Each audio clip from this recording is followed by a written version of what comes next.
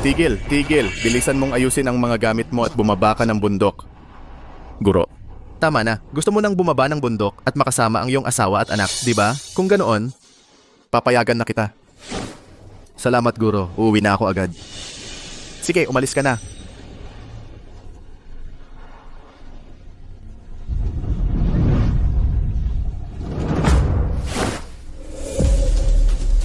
Nako, 5 taon na ang nakalipas. Noong kinuha kita sa bundok, hindi ka man lang makahawak ng patpat.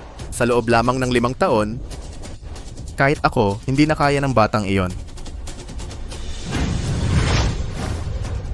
Ang Meridians ay ganap nang nasira, naangkop na naayon sa 36 na estilo ng pagpatay ng dragon. Perpektong tugma sa anyo, talagang karapat dapat ikaw ang huli kong alagad.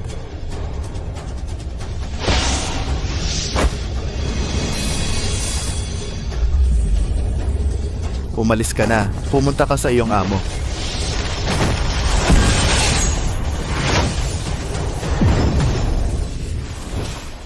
Wanching, Xiaotang, hinihintay pa ba ninyo ako? Kuya Feng, malamig. Uminom ka muna ng sabaw bago umalis. Tatay, kaarawan ko ngayon. Kaya huwag kang umuwi ng huli. Hahanapan kita ni tatay ng pinakamagandang regalo, okay? Oo. Hindi ko akalain na mula nung araw na yon, 5 taon na pala ang lumipas.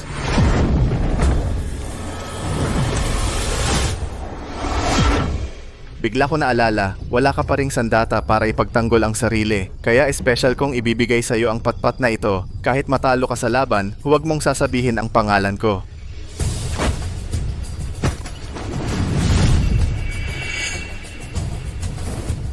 Susundin ko ang turo ng guro.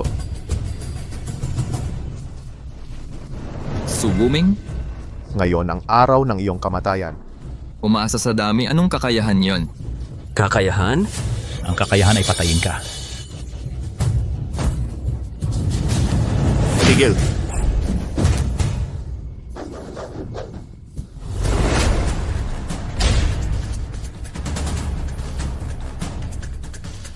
Kuya Feng, Ang panahong ito ay gulo-gulo. Ang taong sirang-sira ang Meridians. Ay may dalang patpat. At humaharang sa amin. Ang kapal ng muka. Kuya, kahit hindi ka magaling sa martial arts, ngayon sira pa ang Meridians. Hindi na kita pwedeng isama pa. Ang taong ito ay nagdaraan lamang. Wala siyang kinalaman. Pakawalan ninyo siya. Pakawalan? Dahil nakarating na tayo rito, Kukunin ko na ang buhay ninyo. Walang sino man ang makakatakas. Lusot! Wala kang kinalaman, takbo ka na.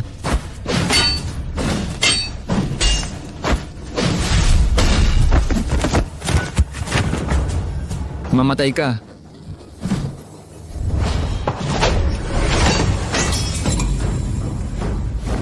Sino bang nagsabing maaari kang gumalaw? Ano? ang taong sirang Meridians ay magliligtas ng tao? Huwag kang madaldal.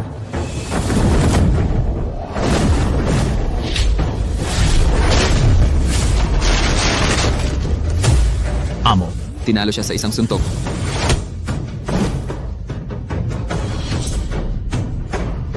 Takbo.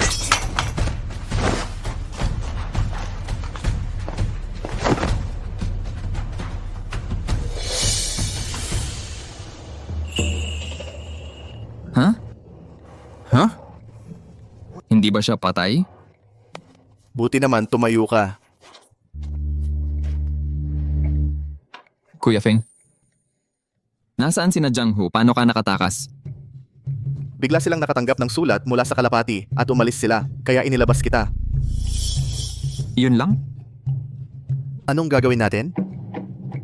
Tama nga naman. Sobrang sama ng mga yon. Kahit ako, hindi yun kinaya. Hindi naman sa iyo galing ang pagtataboy sa kanila, di ba? Bahala na. Tama na yan. Kuya Feng, bumalik na tayo sa training hall. Kapag nakita ka ni ate at ni Xiaotang, tiyak matutuwa sila.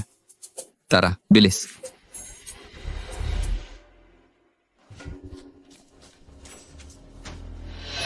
Anong ginagawa ninyo rito? Ginoong Su, si Chen Lei, ang batang pinuno ng Dawei Escort Team, ay pumunta rito para mag-propose sa iyong ate. Hindi mo pa ba alam? Ano, proposal? Ngayon, ako si Chen Lei. May dala akong gansa upang hilingin ang kamay ni Su Wanqing ng pamilyang Su sa kasalan. Chen, salamat sa iyong pagpapahalaga. Teka,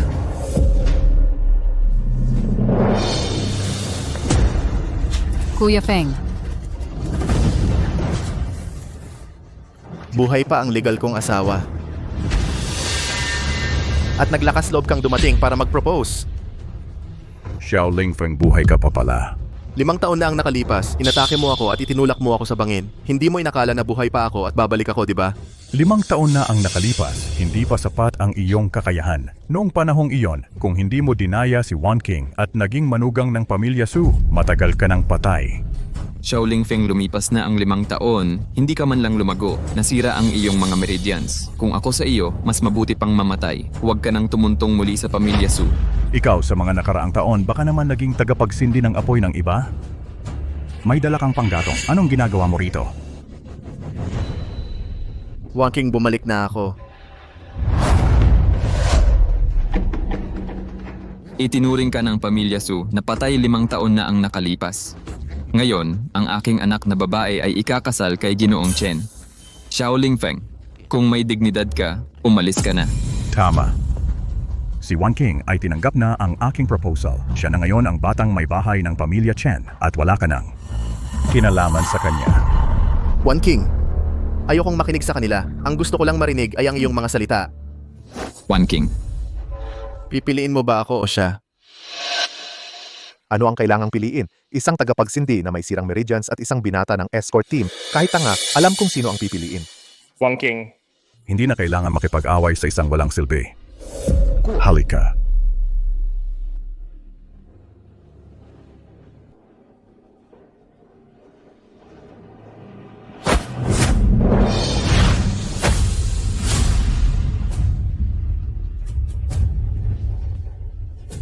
pasensya na.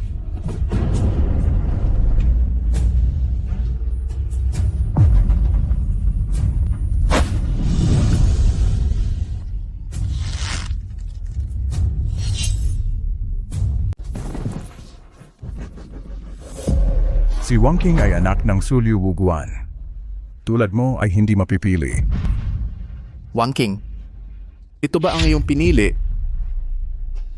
Chenro, gusto ko siyang makausap ng kami lang.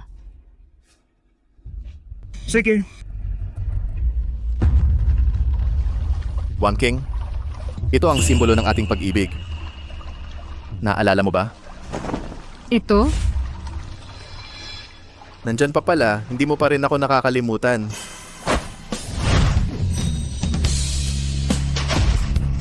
Sa tag-araw kahit niebe kung hindi bumagsak, ang batong ito kung hindi bumalik. Tayo wala ng pag-asa. Bakit? Sabihin mo sa akin ang dahilan. Dahil namatay si Xiao Tang. Ano? 2 taon na ang nakalipas, siya ay nagkasakit ng malubha. Nilagnat at araw-araw ay tinatawag si Papa. Laging ikaw ang hinihintay. Ikaw ay hindi man lang nagpakita. Na-frame ako ni Chenlei. Ako 2 taon mula nang mamatay si Xiao Tang. Sa wakas ay mula sa puso, unti-unti kang nabura. Pero bigla kang nagpakita. Sa akin ay wala. Ginawang parang walang nangyari at sasabihin mong mahalin mo ulit? Bakit ba? Mula ngayon ako, si Su Wangking ay formal na hihiwalayan ka. Ang divorce paper na ito, tanggapin mo. Mula ngayon, ikaw at ako, at ang pamilyang Su, ay ganap ng tapos.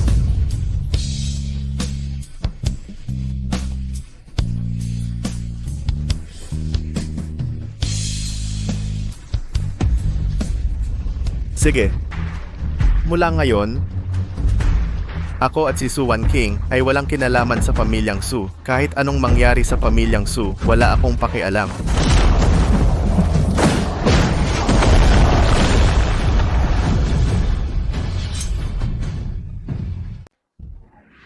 Manugang ko.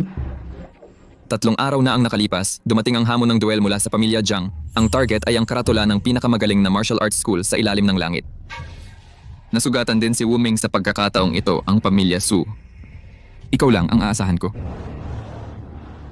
Ama, hanggat nandito ako sa pamilya Jiang, hindi ko sila hahayaang magustuhan ito. Sige. Palayasin ang walang kwentang manugang, nakakuha ako ng maaasahang manugang. Ang deal na ito ay hindi masama. Guro, ang bato ng lakas sa likod ng bundok ay nasira. Ano? Guro, tingnan ninyo. Ang batong ito ng lakas. Kahit ang pinakamagaling na eksperto sa ranking ng martial arts, kahit pilitin niyang tumama ng buong lakas ay makakaiiwan lamang ng 1 pulgadang gasgas, hindi maaari na durog ito. Baka isang eksperto mula sa kung saan ay dumaan lang at ginawa ito ng walang pakialam. Ang taong ito ay isang ekspertong hindi pa kilala sa mundo. Kung makahihiram tayo ng kanyang lakas, tiyak na ang pamilya Su ay makakabawi at hindi na kailangan pang mag-alala sa duel laban sa pamilya Jiang. Miss, tungkol sa asawa ninyo, siguradong lagi ninyo siyang naiisip, di ba? Bakit? Ang duel ng pamilya Su at pamilya Jiang ay ngayon na ba? Pagkalipas ng 3 araw, ang pamilya Jiang at pamilya Su Ay magsasagawa ng labanang may buhay o kamatayan. Ang mananalo ay magiging pinakamagaling na martial arts school sa ilalim ng langit. Ang talo ay papatalsikin. Malubha ang sugat ni Wuming. Matanda na rin si tatay, wala rin sa mga alagad ang kayang lumaban. Ang kasalukuyang pamilya Su ay walang magagawa kahit bumalik si Kuya Feng. Isa lang ang madadagdag na sakripisyo. Pero kung si Chenlei, baka talaga niyang mailigtas ang pamilya Su. Pero, tama na. Yung sinabi kong itago si Xiaotang. Ano na ang nangyari? Huwag kang mag-alala. Ligtas na lugar iyon, hindi ito mahahanap ng mga tao ng pamilya Jiang. Sinabi mong patay na si Xiaotang, bakit sa kanyang silid? May mga damit na bagong laba. At nasa mesa ang drawing ko. Iyon ay mga lumang bagay lang na hindi ko itinapon. Hindi ako naniniwala, ang kanyang silid ay may pakiramdam ng tirahan kung 2 taon itong walang nakatira. Hindi dapat ganoon ang kalagayan nito. One King, hindi ako tanga. May problema ka ba na nararanasan? Sabihin mo sa akin. Ano? Nangako tayo nung ikinasal tayo, di ba? Ano man ang mangyari, magtutulungan tayong malampasan? Nakalimutan mo na ba?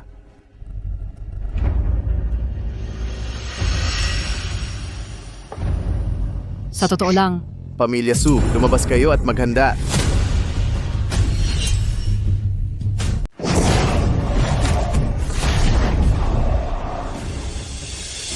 Ang pamilya Su, lumabas ka at humanda. dumating ang pamilya Jiang. Palayain agad si Kuya Feng. Ano ang balak mong sabihin ngayon? Wala naman masyado kang nag-iisip yung silid na yon, ngayon tumira ang anak ni Chenlei. Chenlei? Anak daw? Makinig kang mabuti, iniwan na kita. Ang makakasama ko sa hirap at ginhawa si Chenlei.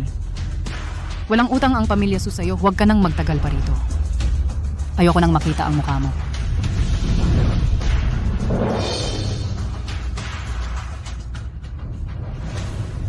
Chenlei na naman. Yung Chenlei na yan. Tingnan ko kung maprotektahan niya ang pamilya Su. Kuya Feng, bakit nandito ka? Shaoling Feng sa likod na pinto agad. Sinabi ko nang tumakas ka, hindi ba?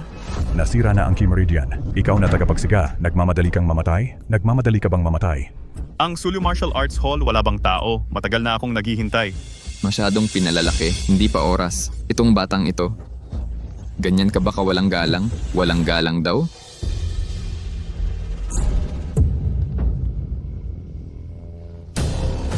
Ang pamilya Su, pagkatapos lumabas ng buhay mula sa mansyon na ito, ang paggalang ay maaari ng pag-usapan. Jiang Tiangang masyado naman. Ngayon, ang aalis mula sa mansyon ng pamilya Su, mga bangkay o mga tao lang ng pamilya Jiang. Ikaw! Tatay, Kung ang kalaban ay mga hamak ng pamilya susapat na ako mag-isa, lumapit kayo. Jiang Chiba ika-15 sa martial arts ranking ng aming martial arts hall. Kahit ang pinakamalakas na senior ay nasa ika-30 si Fine pa lang. At ngayon ay may sugat pa, siya ay nasa ika-15 sa ranking. Sino ang pupunta para mamatay? Ano ang problema? Yung inyong ang #1 martial arts hall sa mundo. Ngayon, naging puro salita na lang ba?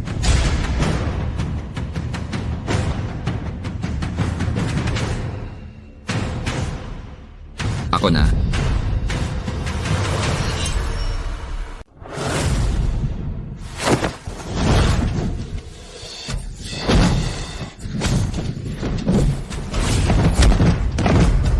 sige.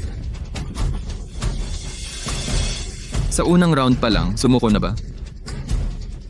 Ito ba, ang alagad ba ng pinakamahusay na paaralan ng martial arts sa ilalim ng langit?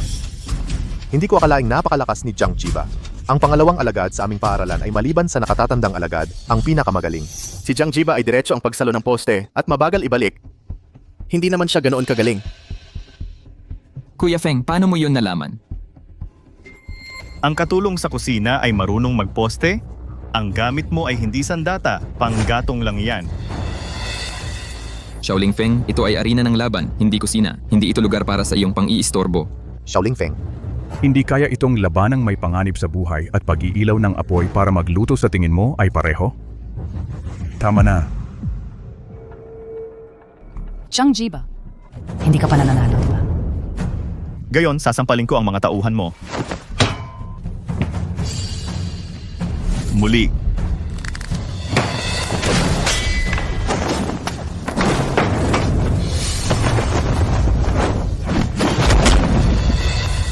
Ang Wolftooth Club ni Jiang Jiba ay napakabigat dahil puro lakas lang. Ang isang hampas ay mabigat, ngunit walang bilis. Ang mata ni Kuya Feng, kailan pa naging ganoon katalas?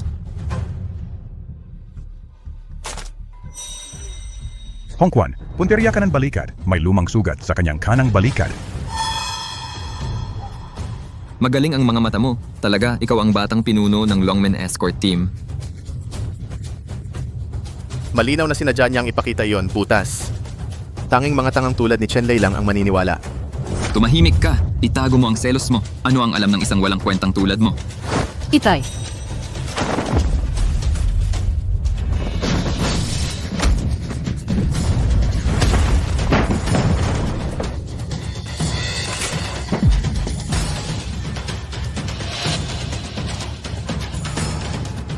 Tama na. Ang paa. Kuya Feng, okay ka lang? Oo, okay lang, okay lang. Dati, nagpuputol ako ng panggatong at nagdadala ng tubig. Pagkatapos ng 3 beses na pagputol ng panggatong, nauubos ang lakas, sa ika-4 wala ng lakas. Ang palakol na yon. Ay laging tumatama sa kaliwang paa. Ngayon, wala naman akong ginagawa. Bakit walang lakas? 3 beses, kaliwang paa. Ganon ba? Ito pala ang tunay na kahinaan. Pero Kuya Feng, paano mo nalaman? Bihasa ka naman sa martial arts dati. Ngayon ang key meridians mo ay ganap ng wasak. Mamatay ka. Sundin mo ang sinasabi ko. Huwag kang matakot. Targetin mo ang kanang balikat. May lumang sugat siya sa kanang balikat. Hongkwan, sundin mo ang sinasabi niya. Naunawaan ko.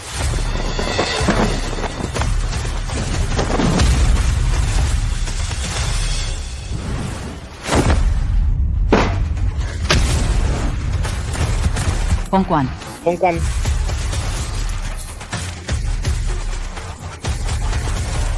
Lumang sugat sa kanang balikat. Para mawalan kayo ng ingat, isang pagkakataon. puno, magaling, Imposible. Hindi maaari. Tiyak na si Hongkwan ay kulang sa lakas. Oo, kung ganoon, subukan mo. Sige, gusto ko. Pipilitin kitang sumuko.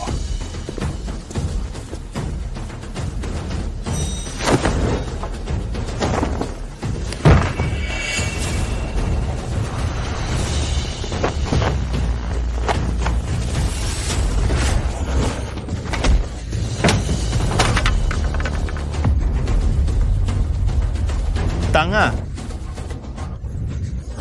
Jiang Ruo, ang buhay ko lang. Tulong. Ikaw ay tao ng supamilya. Ngayon, ikaw ang mamamatay o ako ang mabubuhay. Jiang Ruo, ako ay si Su Wangking ay hindi pa kasal. ikaw, Siya ay manugang ng supamilya, walang kinalaman sa akin.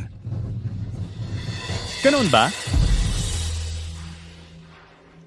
Jiang Ruo, alam ko na noon pa na ang Jiang pamilya ay ang tunay na pinakamahusay na dojo sa buong mundo. Ang supamilya ay puro pangalan lamang. Jiang Ruo, pahintulutan ninyo akong sumunod. Itong si Chen Lei ay manunumpa ng katapatan. Chen Lei, Ika'y tumalikod sa kaaway. Mabuti. Ikaw ay matalino. Sunyang, ang iyong mata sa pagpili ng lalaki ay wala. Dati isang walang silbi na tagapag-alaga ng kalan. Ngayon naman duwag. Kung mahinahon kang lalapit sa aking mga bisig, ako'y magpapagaan sa iyo. Jangro, pagkatapos ng inyong kasiyahan, huwag ninyo kaming kalimutan. Mabuti. Hayop, Chenlei. Walang awa. Chenlei, walang hiya. Su Wan King, ito ang taong pinili mo. Kamusta? Wala na bang tao sa pamilya Su? Kung gayon, ang training hall na ito at ang dalaga ng pamilya Su, lahat ay pag-aari ng pamilya Jiang.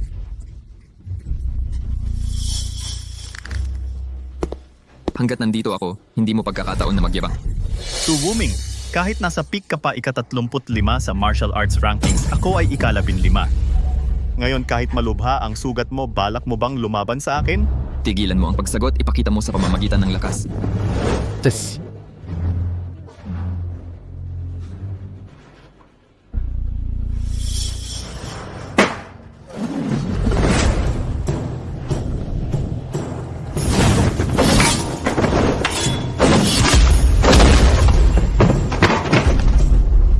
Hindi na kaya ni Su Senpai. Ginoo ka hanga-hanga. Baliin mo ang buto niya. Ayos, ayos. Sa isa pang suntok, masasubsob ka, magiging pagkain ka ng aso. Pangatlong suntok. Lumuhod ka.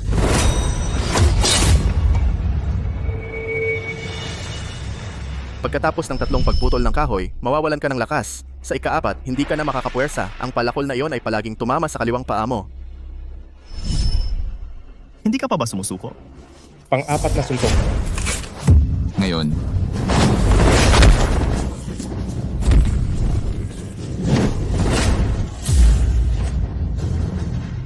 Hakun.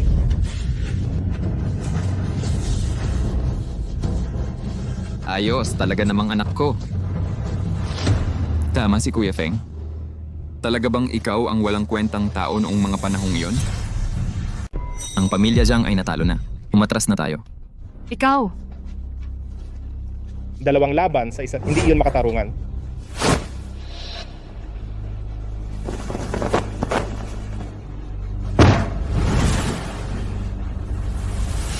Ako naman ngayon Si Jiang Tiangang. ay nasa ika-9 na pwesto sa ranking ng martial arts. Sa ganitong kalaban, ano ang gagawin ko? Huwag kang magpanggap, pakitang tao lang iyan. Ang nakatatanda ay nangaapi sa bata. Hindi ba kayo nahihiya pagtatawanan kayo ng lahat? Ang mundo ay kumikilala lamang sa panalo. Ikaw, Bata, ang aking isang suntok, kaya mo bang tanggapin? halika.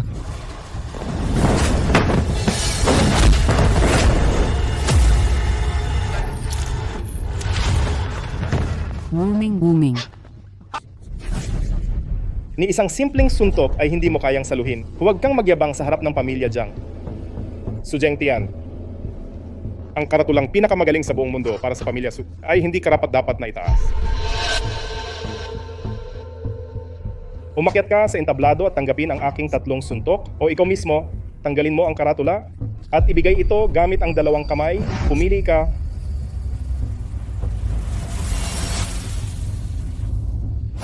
Tatay ang katawan ko.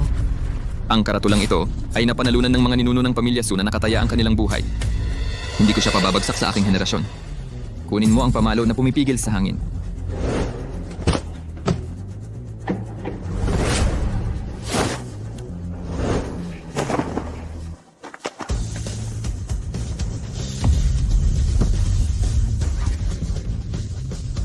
Hindi mo man lang mahawakan ang tungkod, ano ang balak mong protektahan. Noong una, hindi ka naman ganyan kadaldal. Dati-rati. Kahit gaano ka pakagaling sa salita, hindi mo maiiwasan ang suntok na ito. Si Su Zhengtian ay hindi tatagal ng 3 suntok. Itong tagapagbantay ng kala, nakakainis na. Mula pa noon, ikaw ang pinaka walang kwenta. At ngayon, sino ka na? Kung may lakas ka, sige, lumaban ka para sa maestro. Anong silbi ng reklamo mo dito?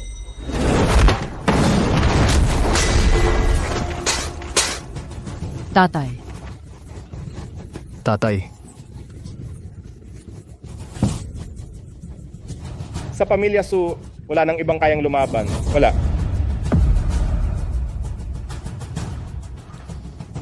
Tatay, ano ang gagawin natin? Binibining Su, bakit hindi mo na lang tawagin ang dating asawa ng tagapagbantay ng kalan? Kahit na ang dating asawa, bakit hindi mo siya ibalik? At least dadami ang bilang, dadami. Kahit na para sa isa lang, babaliin lang siya.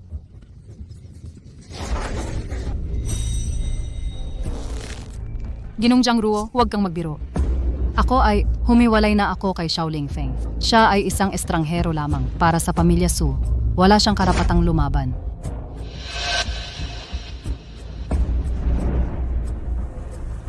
Ang pamilya Su, mayroon pa rin akong nandito.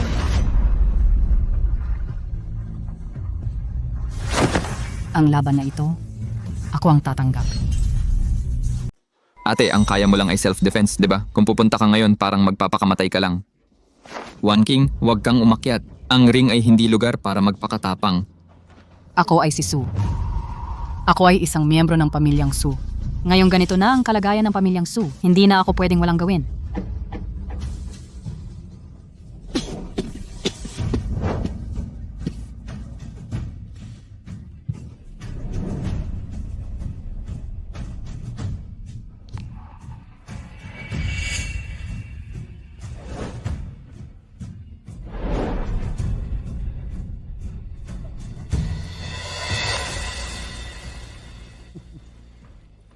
Wala bang tao sa pamilyang Su?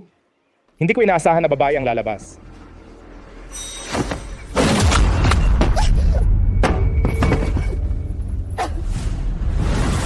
Ate,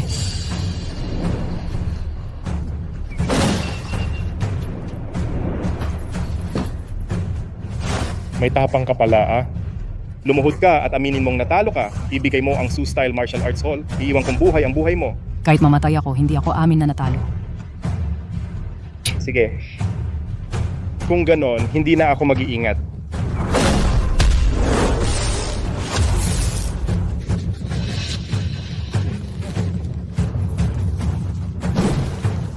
May tapang ka pero walang kakayahan.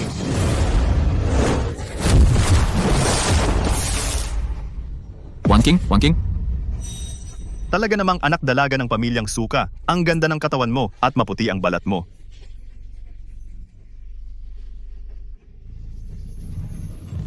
Chang-changang, tigilan mo, bitawan mo ang ate ko. Dahil pumasok ka sa ring, aamin ka na natalo ka o mamamatay ka. Kung hindi ka aamin na natalo, hindi ko titigilan ang pamalo na ito. Ikaw?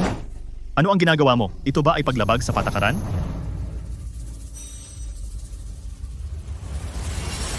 Xiaoling Feng, bakit kita hindi tinanggap bilang manugang? Naiintindihan mo ba? Sa oras na ganito, tanging nanonood ka lang, siya hindi mo maprotektahan. Wala kang kwenta, isa kang walang silbi. Ano man ang mangyari sa pamilyang Su ay hindi mo pakialam.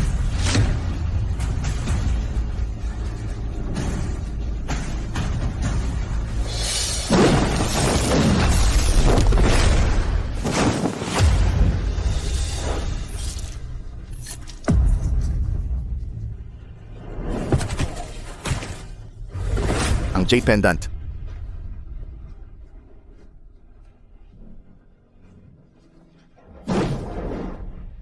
Suwang King, hindi mo ba itinapon ang Jade Pendant na ito?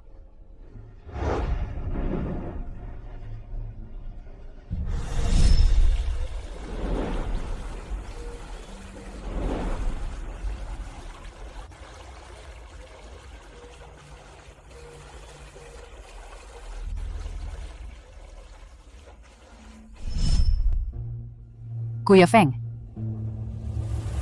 si Xiao Tang ay hindi patay. Nasa butika sa silangan. Nandun si Xiao Tang. Dalhin mo ang Jade Pendant at hanapin mo siya.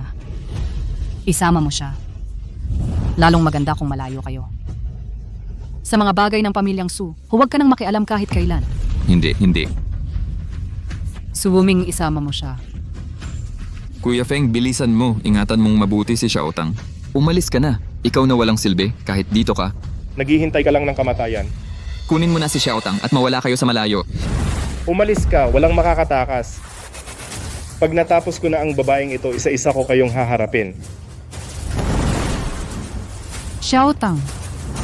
Kuya Feng. Pasensya na. Wang King, ate, Kahit anong mangyari, mabuhay ka.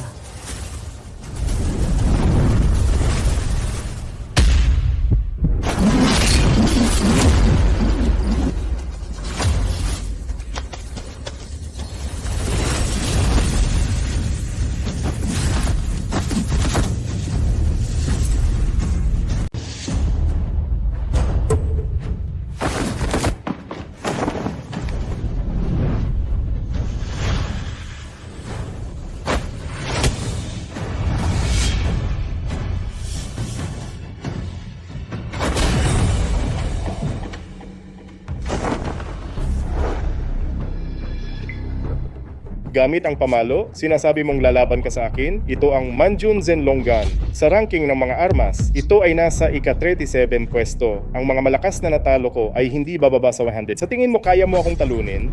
Para sa iyo, sapat na ang isang patpat. Su Wanking, kahit lumabas si Xiaoling Feng, ang pagkawasak ng pamilya Su ay mapapabilis lamang. Kung matalino ka, mas mabuting yumuko ka na lang agad. Tapos, ililigtas ko ang buhay mo.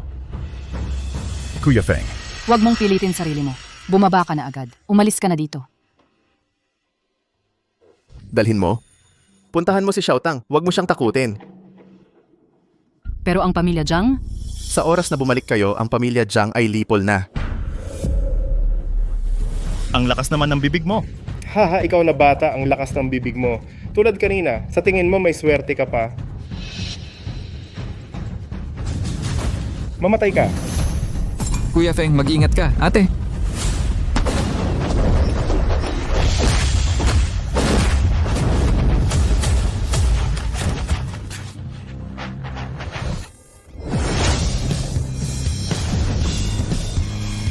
Tatay, ito. imposible. Si Xiaoling Feng ay ganap nang nasira ang kanyang meridian. Dapat hindi siya marunong ng martial arts. Itong tao, mula pa noong bata, walang kwenta. Ngayon, kahit ganap ng wasak ang kanyang meridian, paano siya nagkakaroon ng ganyang lakas? Ito ay, Itong si Xiaoling Feng, bakit siya ganyan kagaling? si Kuya Feng ay sa Jiang Jiba. Natuklasan din ang kahinaan niya. At natalo si Jiang Tiangang sa isang suntok. Talagang hindi siya ordinaryo. Kuya Feng. Ikaw. Sino ka ba talaga? Hindi mahalaga kung sino ako, simula ngayon. Ang pamilya Su, ako na ang bahala. At kayo rin, sa inyong ginawa, ang ganti, tatanggap kayo. Teka! Mr. Xiao, kahit naglilingkod ka para sa pamilya Su, ang pamilya Su ay ikaw, hindi kanila itinuturing na pamilya. Ikaw? Si Su Wanking ay nagbigay ng divorce paper. Pinalayas ka, hindi ba? Ang pamilya Su ay lahat, mga walang utang na loob. Kailangan mo bang magalit para sa kanila? Tama.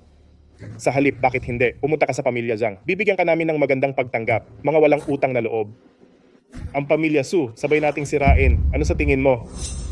Kuya Feng, hindi kita minamaliit kahit isang beses. Ling Feng, kahit anong trato ang matanggap mo, si Wan King lang, hindi ka pinagtataksilan. Kuya Feng, si ate, isang dahilan lang, ikaw, gusto niyang protektahan, yun lang. Dahilan daw?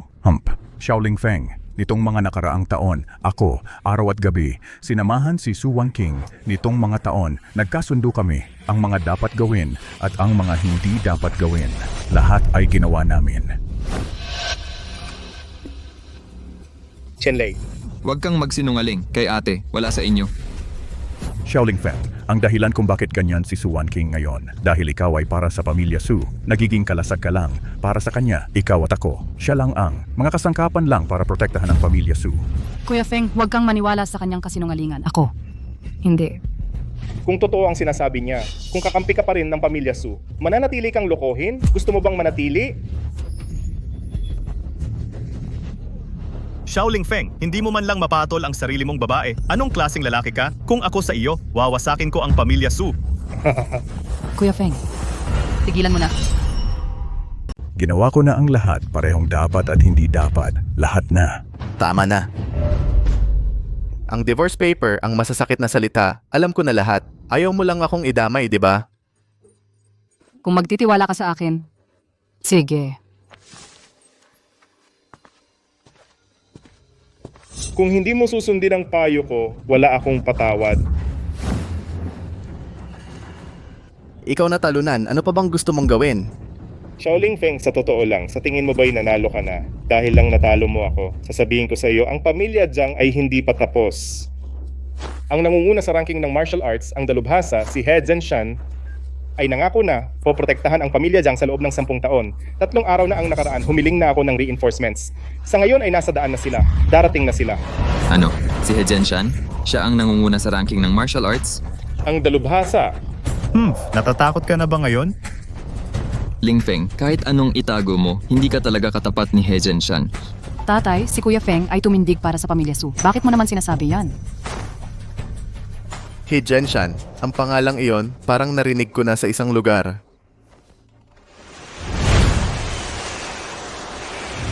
Grandmaster, pakiusap, tanggapin mo ako bilang alagad at turuan mo ako ng 30 na estilo ng pagpatay sa dragon. Masyado kang walang talento. Hindi ka angkop. Kung gayon, sa bundok, magwawalis, mag-iigib, gagawa ng mga gawaing bahay. Guro, pakiusap, tanggapin mo siya. Sige.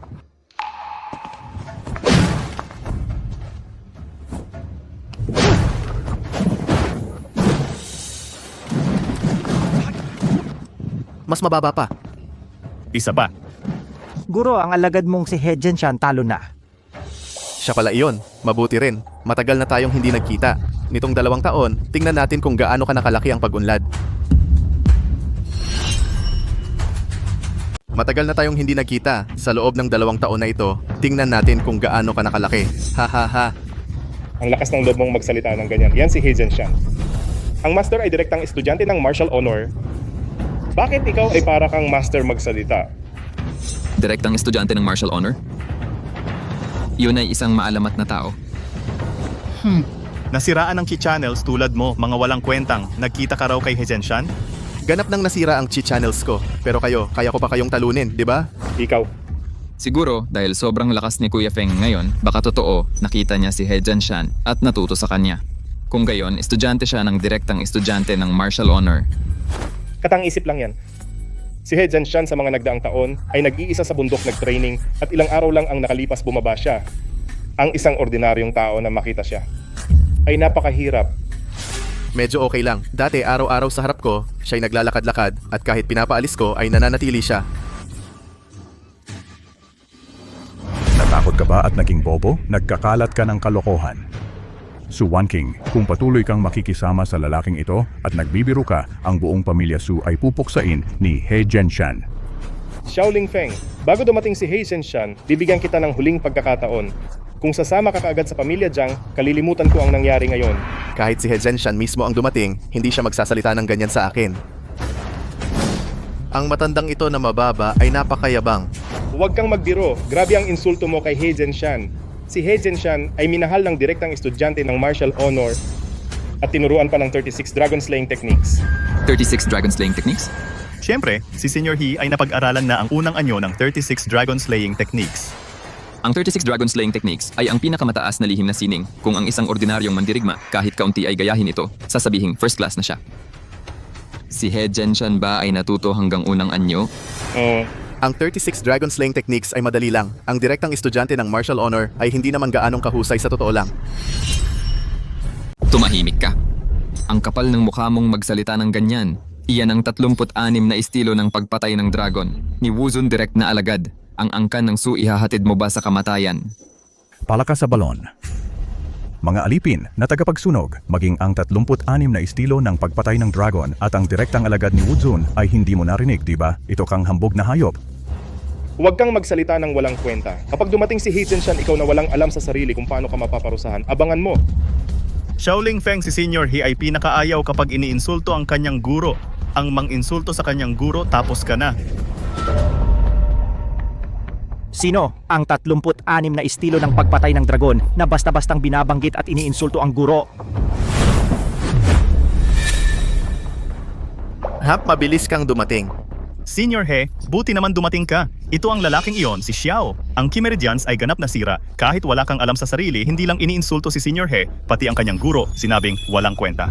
Ito kang napakasama, ang mang-insulto sa guro. Ako mismo ang haharap sa kanya upang ipaglaban ang karangalan ng guro. Senior He, ang lalaking ito ay dating-dating manugang na umampon ngayon ay wala nang kinalaman sa Angkan Su, mangyaring huwag isali sa gulo. Tatay. Si Xiaoling Fong ang asawa ko kahit anong mangyari sabay naming haharapin. Hindi maari ang guro. Senior He, ito yon, punisyuhin mo na siya, turuan mo siya ng leksyon. Hey, Jenshan, ikaw anong balak mo? Guro.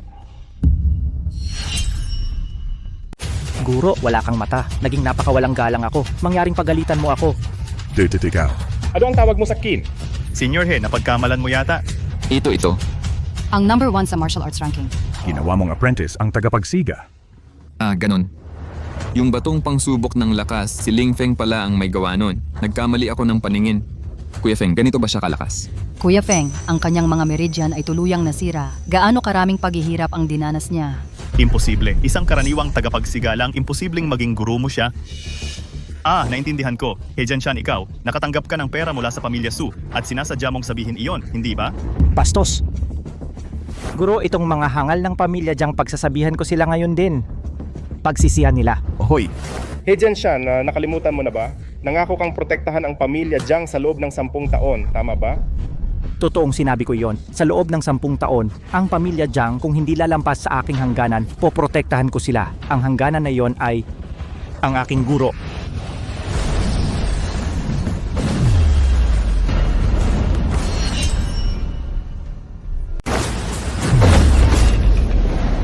Guro. Tatay,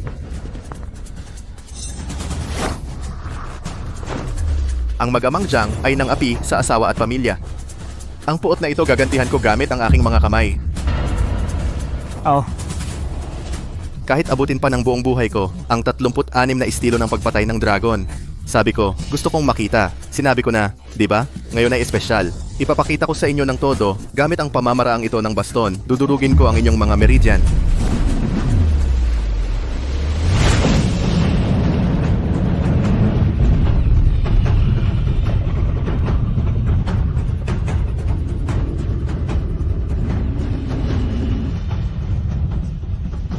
Kin. Kinlong. Saiten Taisei.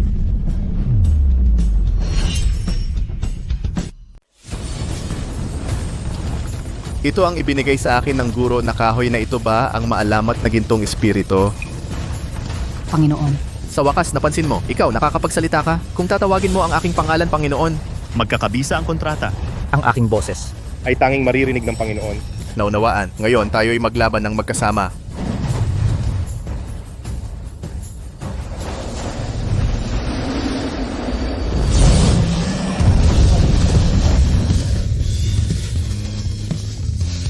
Naputol ang mga meridian. Ang braso ko.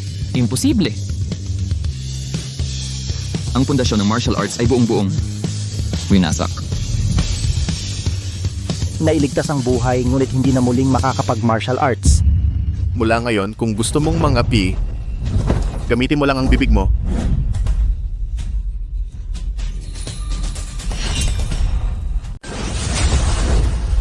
Dakilang pantas. Kawasan ito ba ito isang tong? Gamit ang banal na tungkod na pwedeng magbago ng laki ng 36 na forma ng pagpatay ng dragon, inilabas ang perpektong forma. Ang langit at lupa ay nagre-resonate. 100 taon, sa wakas may isang tao na nakapag-ugoy ng banal na tungkod na flexible, mukhang mula sa Liangzhou ng Chu, may nangyayaring abnormal. Ang taong yon ay nasa Chu. Kung hindi dahil sa banal na tungkod na flexible, hindi magaganap ang ganitong kakaibang pangyayari. Tiyak ang paligsahan sa martial arts na ginaganap tuwing 5 taon ay malapit na sa 1 buwan. Kung siya ay kukunin ng Jin Kingdom, isama sa grupo ng mga mandirigma, ang unang pwesto ay mapupunta sa Jin. Gamit ang anumang paraan. Ibibigay ang dapat ibigay, kunin ang dapat kunin. Ang taong ito ay para sa Jiao. Tipunin ng bantay kasama ko sa paglalakbay magdamag papuntang Chu, tiyak na tawagin ang taong ito upang lumaban para sa Jin. Ipabatid agad na maghanda. Ako mismo ang pupunta. Kung pumayag siya, gagawin siyang kapitan ng grupo ng mandirigma ng Chu. Opo. Teka. Ang anomalyang ito, ang mga hari ng ibang 2 kaharian tiyak na alam din nila. Huwag mong hayaan na maunahan ka. Bilisan mo, sabihin sa gobernador ng Liangzhou ipahanap ang taong ito. Opo. May emergency na ulat. may emergency na ulat. Ano ang nangyari? Ito ay isang lihim na utos mula sa hari ng Chu. Ang mahiwagang staff na nababanat ay lumitaw sa mundong ito. Kailangang mahanap ang taong ito ng aming kaharian ng Chu at italaga bilang kapitan ng mga mandirigma. Ngunit ang taong ito nasaan siya? Saan ko siya hahanapin? Gobernador, ngayon ang Jiangliu Martial Arts School at ang laban sa Suliu Martial Arts School. Kanina, sa bahay ng Su, may nangyaring kakaiba. Si Sun Wukong ay nagpakita. Ang taong iyon na sa Suliu Martial Arts School ay malamang. Sige, agad na magdala ng mga tao. Pumunta tayo sa Suliu Martial Arts School. Opo. Master, Ang orihinal na anyo. ay ipapakita mo ba? Matatakot sila. Hindi, wag na. Sa anyo ng patpat. Sige, nang hindi ka pansin-pansin.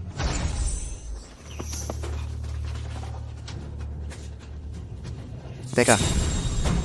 Chenlei. Sa'yo hindi pa tapos ang laban natin.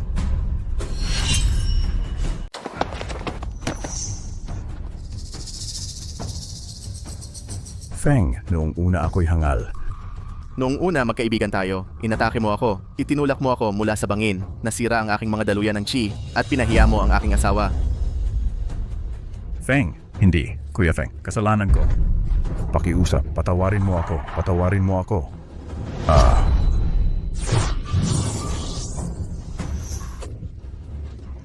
Hindi mo inaamin ang iyong pagkakamali, natatakot ka lang. Ngayon, ang iyong mga daluyan ng chi ay ganap na nasira.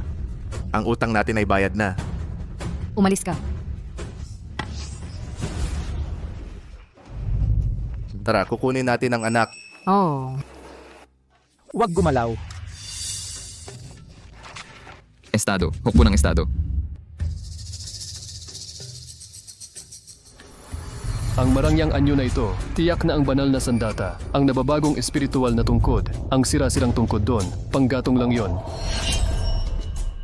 Sa utos ng hari ng Chu, ang nagtataglay ng espiritu ginto na baras ay hinahanap namin. Kapag natagpuan na, tatanggapin bilang mandirigma ng Chu. Kuya Feng, sila ba ay dumating para hanapin ka? Ako ang gobernador ng Liangzhou. Ang baras na hawak mo ay ang mismong espiritu ginto na baras? Tama yan. Sige. Mula sa sandaling ito, ikaw na mismo ang Chu na pinuno ng hukbo ng mga mandirigma. Kumakatawan sa Chu, sasali ka sa paligsahan ng sining pandigma. Paligsahan ng sining pandigma? Tatay, ano yon? Sa nakaraang 100 taon, dahil lihim na naghukay ang mga bansa ng Dragon Vein, ang enerhiya ng langit at lupa ay humihina. Upang maiwasan ang total war, ang kasunduan ng sining pandigma ay nilagdaan. Ang pagtatalo sa Dragon Vein ay hindi digmaan, kundi pagpapasyahan sa laban ng mga mandirigma. Tuwing 3 taon ginaganap ang paligsahan, bawat bansa ay sumasali na may 4 na tao. Ang bansang may magandang resulta ay makakakuha ng mas maraming yaman. Ang Chu ay sa paligsahan ng sining pandigma 10 sunod na pagkatalo, kaya ang hari ng Chu ay ang may pag-asang manalo na tao ay espesyal na pinapahalagahan. Sa paligsahan ng sining pandigma, kung ikaw ang magiging pinuno, biglang aangat ang iyong posisyon sa Chu, ikaw ang pinakamakapangyarihang tao. Binabati kita, pinuno ng pamilya Jiang. Binabati kita, Ginong Jiang Ruo. Salamat, Ginong Chen Ruo. Xiaoling Feng, ngayon si tatay ay kapitan ng paligsahan sa martial arts. Dali, lumuhod ka at bumati. Ikaw, ang lumang patpat na yan ng tatay mo, isang nababaluktot na espiritual na baston ba yan? Ako ay ang kanyang armas ay kinilala bilang isang banal na sandata, espiritual na gintong baston. May tumututol ba? Gobernador, ano ang mga katangian ng espiritual na gintong baston na iyan? Gobernador, paano nakumpirma mo na ito ay isang espiritual na gintong baston? Ikaw, Gobernador, huwag kang makinig sa sinasabi ng taong ito. Ang pamilya Su nakipagtulungan kay Xiaoling Feng at pinahamak ang aming mag-ama. Mga taong masasama. Gobernador, ang pamilya Su at si Xiaoling Feng ay maaring mga espiya ng kaaway na bansa. Kung hindi, paano nila magpapabagsak sa pinuno ng pamilya Jiang at Ginoong Jiang Ruo? Sila mismo ang namumuno sa estado ng Chu sa paligsahan sa martial arts ang magdadala sa tagumpay. Tama iyan. Gobernador, ipaglaban mo ang pamilya Jiang. Hulihin si Xiaoling Feng at ang pamilya Su at hatulan ng mahigpit. Kayo, si Xiaoling Feng at ang pamilya Su ay dakpin ninyo lahat. Subukan mong hawakan siya. Ling Feng, magaling ka sa laban ngunit huwag kang manghimasok sa hukuman.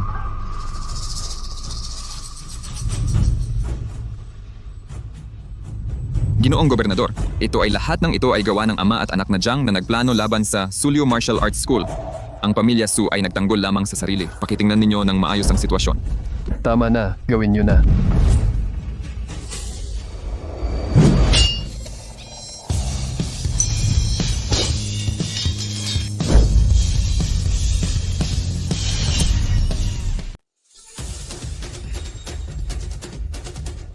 Bilang isang inutusan na pumunta, hindi ko kayo papatayin. Ngunit kung may isa man gumalaw sa pamilya, puputulin ko ang braso na iyon.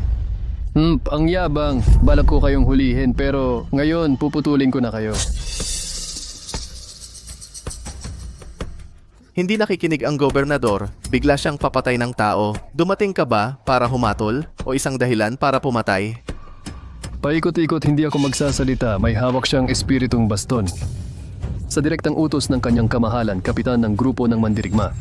Ang mandirigma ang alas ng bansa, hindi nakatali sa mga kaugalian ng lipunan. Ang lumaban sa ganoong kalaban dahil sa iyon, parusang kamatayan. Ang may hawak ng baston ng espiritu kapitan ba ng grupo ng mandirigma? Siyempre may sasabihin ka ba?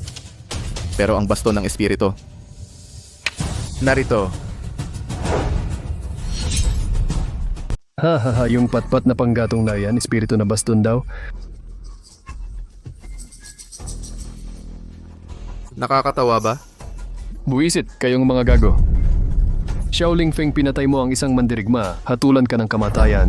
Ang pamilya Su ay nagtanggol sa kriminal. Ang Sulio Martial Arts School, isasara ng permanente. Ang karatulang pinakamahusay sa ilalim ng langit. Tanggalin mo na ngayon. Gobernador, maling paratang ito. Ang pamilya Su ay walang alaala na sumakit sa isang mandirigma. Dalhin sila. Sandali. Sila ang unang sumakit. Ang aming pamilya Su. Ang pamilya Jiang ang yumurap sa amin. Gayunpaman, humatol ka nang hindi inaalam ang katotohanan. Hindi ka karapat-dapat bilang gobernador. Huwag kang magbiro. Papatayin kita gamit ang sarili kong mga kamay. Gamit ang iyang patpat na panggatong. Akala mo mapipigilan mo ako? Ipinapakita ko lang sa iyo, ito ang tunay na nababagong espiritu na baston.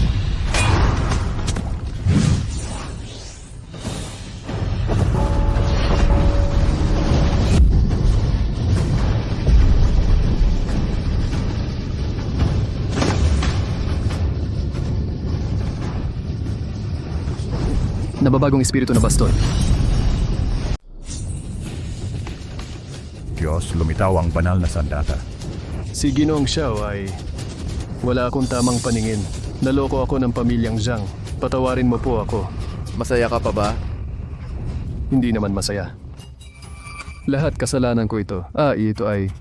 Kanina dito sa lugar na ito, sino ang nagsabing ipapatay ako? Naloko ako ng pamilyang Jiang. Ganon, hindi ko intensyon. Tatay, ano ang gagawin ko? Tumakas ka na agad! Agad-agad ang magamang Jiang. Hulihin! Hulihin! Ang Sulio Martial Arts Hall, sasara pa ba? Hindi na isasara. Ginoong Xiao.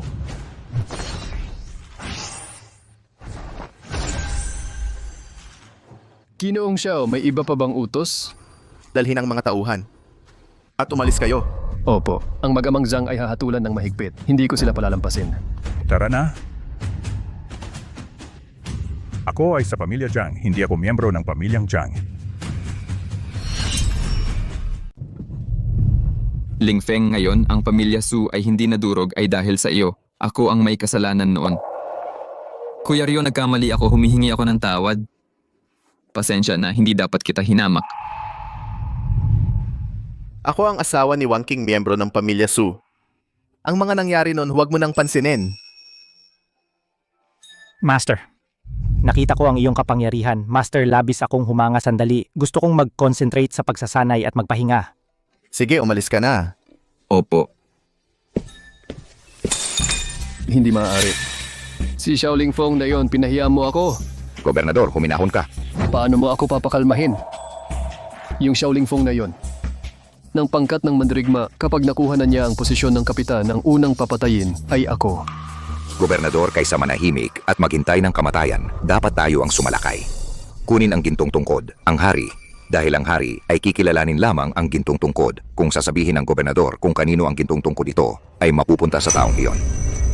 Tama yan. Ang magamang Jiang ay nasa kahirapan ngayon. Ang pamilya Jiang ay may malalim na ugat. Kung makuha nila ang banal na sandata, siguradong magpapasalamat sila sa akin sa pagbangon. Hindi sila makakalaban, haha.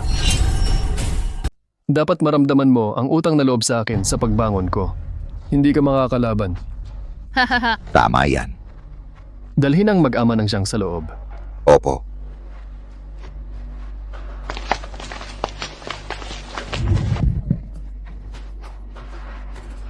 Gobernador, lahat ng ito ay ideya ko. Walang kinalaman ng anak ko. Patawarin mo ang anak ko. Hindi. Kayong dalawa. Hindi kayo masama. Ang espiritual na gintong baston na iyon, sa inyo talaga iyan. Kung kunin man namin, o nakawin, walang problema. Bago dumating ang hari. Dapat ninyong makuha ang espiritual na gintong baston.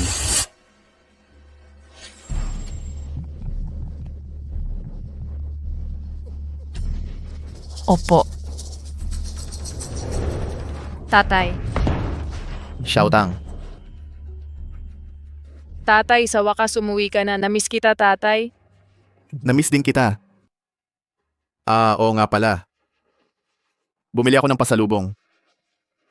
5 taon na ang nakalipas. Nangako akong magdadala ng pasalubong. Pasensya na, hindi ko natupad ang pangako. Hindi mo sinira ang pangako, tatay. Dinala mo. Para sa akin, di ba? Tatay, pwedeng isuot mo sa akin. Oo.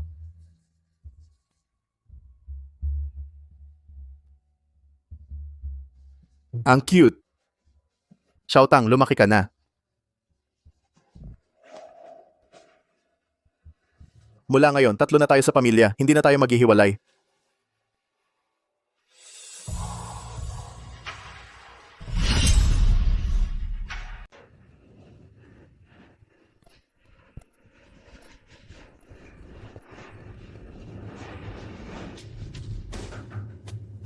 Kahit gaano kagaling ang isang tao, kapag ininom ang gamot na ito, ang lakas ay ganap na mawawala at hindi na magigising kailanman. Gawin mo. Gawin mo ng maayos. Huwag sa kanino man hayaan mong mahalata. Naiintindihan mo ba? Teka. Kung tao ka ng pamilyang Su, hindi ka naman magtataksil, di ba? Dahil tinanggap ko ang trabahong ito, hindi ako nakatali sa pamilyang Su. Magbayad ka lang, gagawin ko ang trabaho. Wala nang daldalan.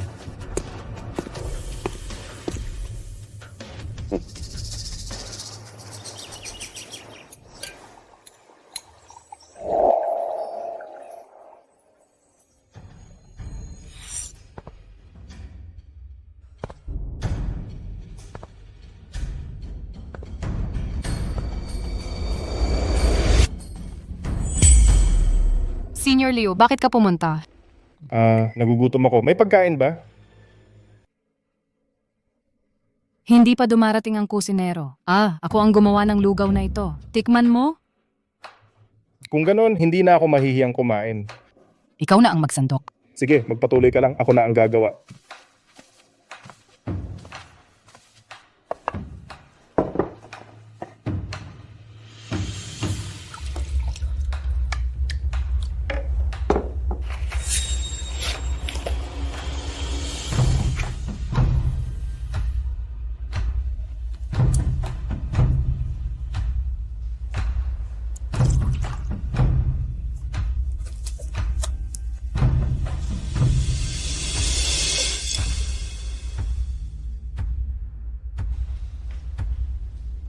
Wangking, tara na. Oo.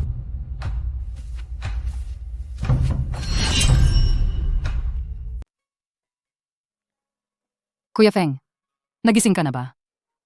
Uy, kumain ka. Lutong lugaw ko ito.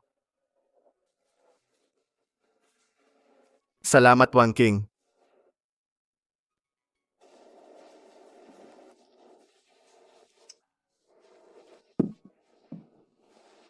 Wang King, nitong mga nakaraang taon, lagi akong wala sa bahay, hindi ako nandyan sa tabi nyo. Lagi akong nagsisisi. Ako, Kuya Feng, anong nangyari? Kuya Feng, anong nangyari? anong nangyari? Grabe, pinalibutan ng hukbo ng estado ang training hall.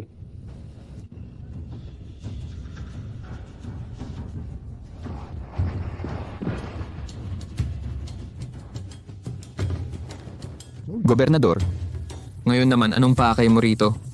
Dumating ako sa utos ng militar para arestuhin ang isang mahalagang kriminal. Ang pamilya Su ay dapat agad ibigay si Xiaoling Feng at ang banal na sandata ang Lingjin staff. Huwag isangkot ang mga inosente. Gobernador, kahapon sinabi mo na si Xiaoling Feng ay ang pinuno ng Chu Warriors Squad, di ba? Bakit ngayon siya naging mahalagang kriminal?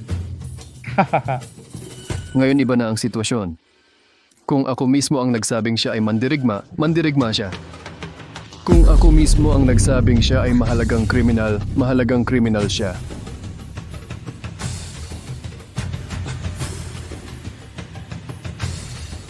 Alamin mo ang iyong lugar. Kung ibibigay mo ang tao at ang tungkod, ililigtas ko ang iyong buhay. Alamin mo ang iyong limitasyon. Kung ibibigay mo ang mga tao at ang tungkod, ililigtas ko ang iyong buhay. Ang tungkod na Lingjin ni Kuya Feng, gusto mo lang agawin. Ano ang sinasabi mong mayabang? Kung gayon, ibigay mo na agad. Ang tungkod na Lingjin ay kay Kuya Feng. Seryoso ba kayo? Akala nyo kaya ninyong talunin si Kuya Feng? Hahaha. Bata, hindi mo pa ba alam si Kuya Feng mo ay wala ng silbi?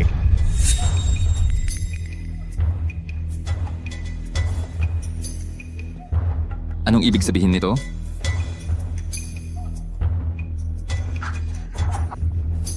Ibig sabihin, si Xiaoling Feng ay wala ng silbi.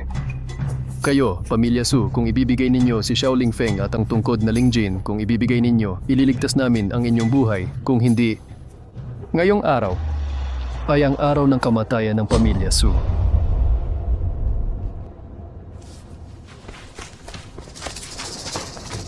Kung gusto ninyo ang tungkod, dapat muna ninyo akong tapakan. Guro, tigil na ang usapan. Turuan natin sila ng leksyon. Ang pamilya Su ay hindi madaling maliitin.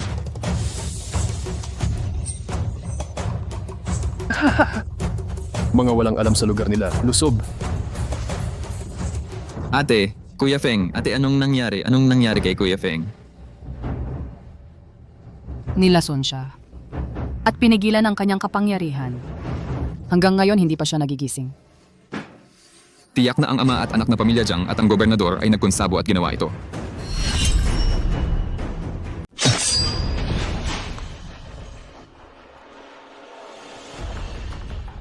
Dito mismo, sasabihin ko na, si Xiaoling Feng at kung hindi ibigay ang Lingjin stick, makipagtulungan sa kaaway dahil sa pagtataksil sa bansa, ang Pamilya Su papatayin lahat.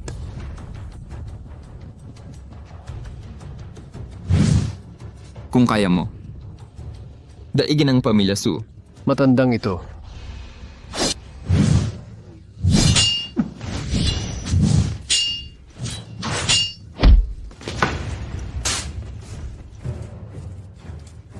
Ang Pamilya Su. Ganito lang ba? Ha? Tatanungin ko ulit. Nasaan ang tao? Nasaan ang baston?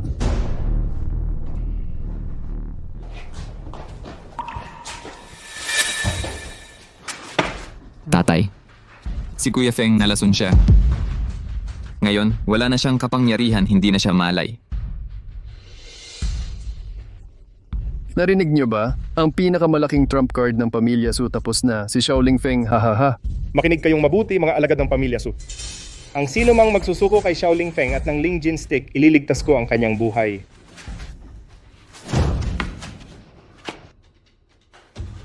Hindi ibibigay ang Lingjin stick. Sa mga alagad ng Pamilya Su, walang duwag. Matandang ito, ayaw mong ibigay ang iyong manugang ang mga alagad, ayaw nilang mamatay kasama mo. Ang mga alagad ng Pamilya Su ay marunong sa tama at mali, hindi sila tutulong sa kasamaan. Sa aking mga salita, kung hindi kayo makikinig, patayin lahat.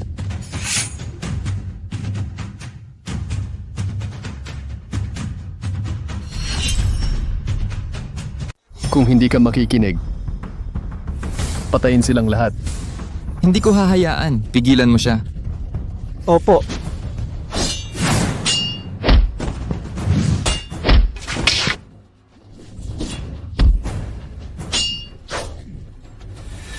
Ang galing ng lalaking ito. Lahat salakayin siya. Patayin siya. Hanggat hindi ako mamamatay ngayon, hindi kayo dadaan dito. Wuming, Senpai.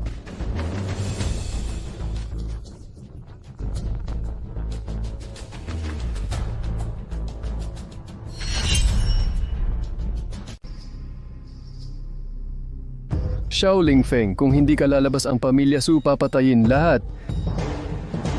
Ang pamilya Su, papatayin lahat.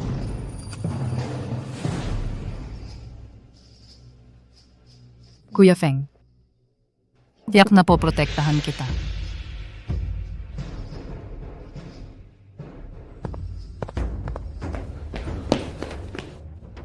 Tatay Wuming, Isang tao ang lumabas, hahaha. alam ko kung bakit ka pumunta. Gusto mo ang gintong tungkod. Kung alam mo, dali-dali ibigay mo na ang gintong tungkod. Ang gintong tungkod ay pag-aari ng asawa ko, itinago ko na. Kahit patayin mo ako, hindi ko ito ibibigay. Kung hindi ka susunod, masasaktan ka. Mga ilang dosenang tao ang nasa pamilya Su. Bawat minuto, papatayin ko ng isa-isa si Wang King. Ilang minuto mo kakayanin? Tingnan natin. Si Wang King, ilang minuto ka kaya tatagal? Ipakita mo sa akin. Duwag! Suwangking. Ang mga ito ay iyong pamilya at mga kasamahan. Shaoling Feng, para sa isang tao, sa harap mo, pababayaan mo silang mamatay? Ate, huwag mo kaming alalahanin. Sila ay masasamang tao. Kung nakuha nila ang baston ng espiritu para sa pamilya Su at sa mga mamamayan, hindi magiging maganda ang resulta. Ikaw, patayin.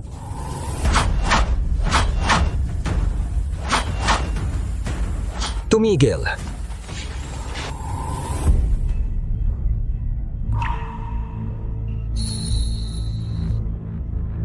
Kamahalan. Gobernador ng Liangzhou. Opo. Upang makita mo ang nagtataglay ng baston ng espiritu, tinawag kita. Bakit ka nagdudulot ng gulo? Kamahalan. Ako si Su Wangking, nag-uulat ako ng maling paratang. Itaas ang inyong mga ulo. Salamat.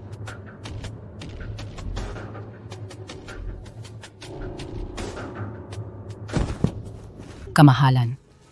Ang may-ari ng staff ng Lingjin ay ang aking asawa, si Shaoling Feng. Ngunit ang gobernador at ang mag-amang Jiang ay tinarget ang banal na sandata at siniraan siya. Upang agawin ang staff ng Lingjin, pakiusap kamahalan, hatulan ninyo. Ikaw. Kamahalan, ang staff ng Lingjin ay orihinal na pag-aari ng pamilyang Jiang. Ito ay ninakaw ni Shaoling Feng. Ako ay kumilos para sa pamilyang Jiang.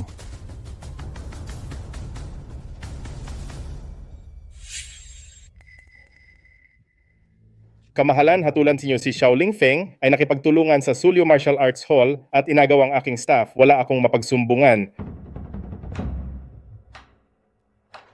Bawat isa ay may kanya-kanyang panig. Meron bang saksi o ebidensya?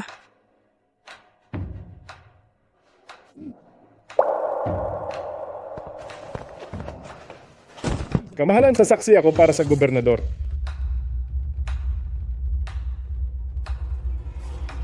Ikaw!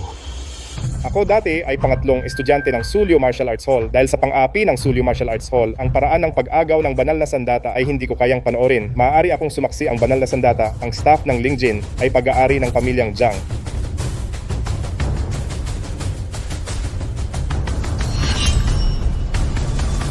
Ang banal na artifact, ang Lingjin na baston, ay pag-aari ng pamilya Jiang.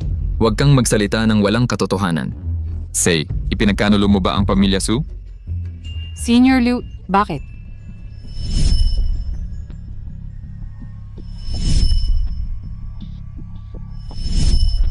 Okay. Ikaw ang naglagay ng lason. Tumahimik ka! Nasaan ang Lingjin na baston? Ibigay mo. Opo, kukunin ko ngayon.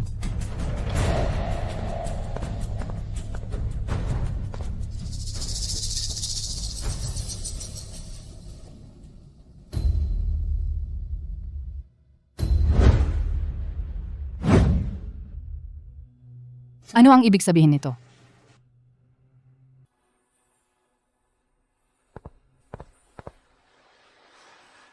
Kamahalan. Ito ang Ling Jin na baston.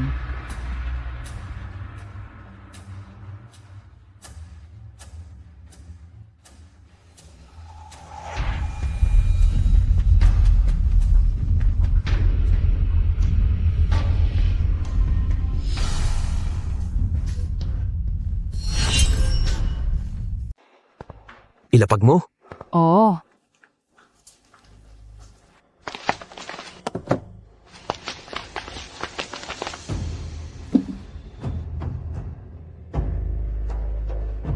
Ang banal na staff na may kakayahang umunat at umikli ay isang banal na kasangkapan.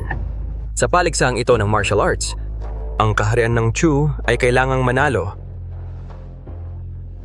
Napakahalaga nito. May isa akong plano. Sa pamamagitan nito, ang staff na ito ay mapapatunayan kung kanino ito.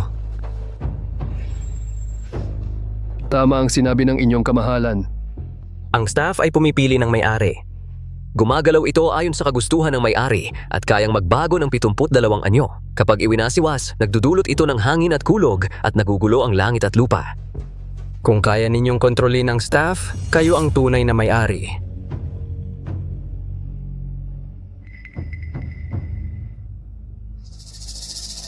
Kung kayo ay nagsasabing sa inyo ito, kayong mag-ama ay magpakita sa harap ng lahat. Kung mapagalaw ninyo ito ayon sa gusto ninyo, sa inyo na ito. Kung may kahit anong kasinungalingan, sa kasalanan ng panluloko sa hari, ipapapatay ang buong angkan ninyo. Lumabas kayo sa harapan agad.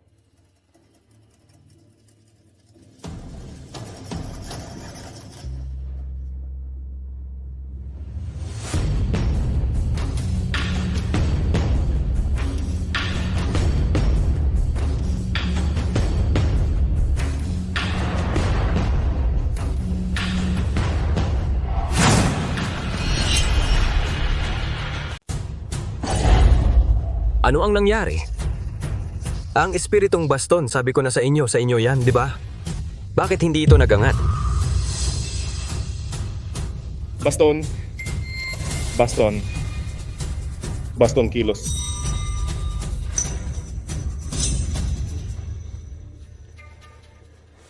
Kamahalan Jiang naman, hindi niya makontrol ang baston. Ibig sabihin, hindi siya ang may-ari ng baston.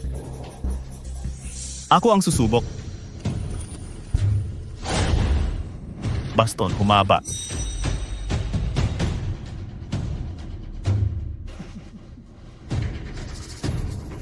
Baston, lumaki.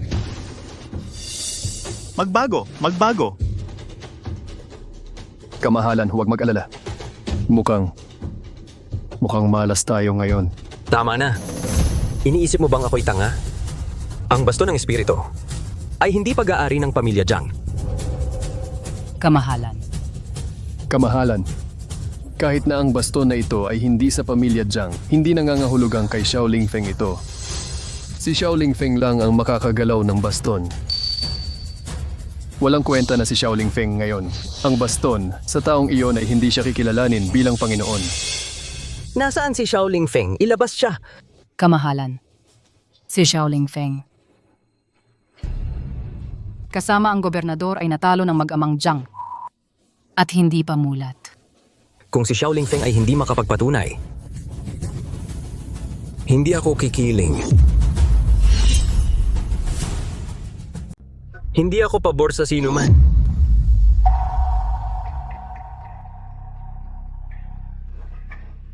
Kamahalan, si Xiaoling Feng ay baliw at walang silbi. Ang espiritong patpat ay hindi pag-aari ni Xiaoling Feng. Kamahalan, ang layunin ngayon ay pumili ng mandirigma. Si Xiaoling Feng ay wala ng silbi at ulo. Tama. Ang kanyang walang silbi paano mapipili ng espiritong patpat. Ganon ba talaga kalala ang kalagayan ni Ling Feng? Kaya ba niyang buhatin ang espiritong patpat? Hindi pa siya nagigising. Ang espiritong patpat na hindi makuha ng pamilya Jiang ay hindi ko ibibigay sa inyo. Kung si Xiaoling Feng ay hindi makontrol ang espiritong patpat, ang pamilya Su at pamilya Jiang ay nagkasala ng panlilinlang sa hari. Hindi ako magpapatawad.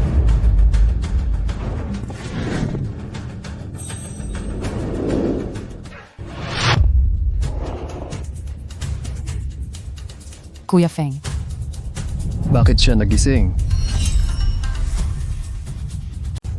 Bakit siya nagising? Ang dami ng tao. Naangat ba ang espiritong patpat? Xiaoling Feng, anong nangyari? Sumasabay ka ba? Ikaw na halos patay na ay tatanggapin ng espiritong patpat bilang Panginoon? Subukan mo. Subukan kung hindi mo makontrol. Parusang kamatayan.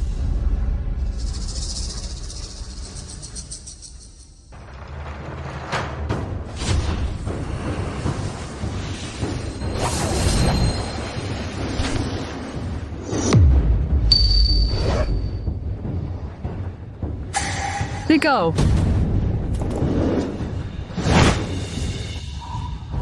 Anong sabi mo?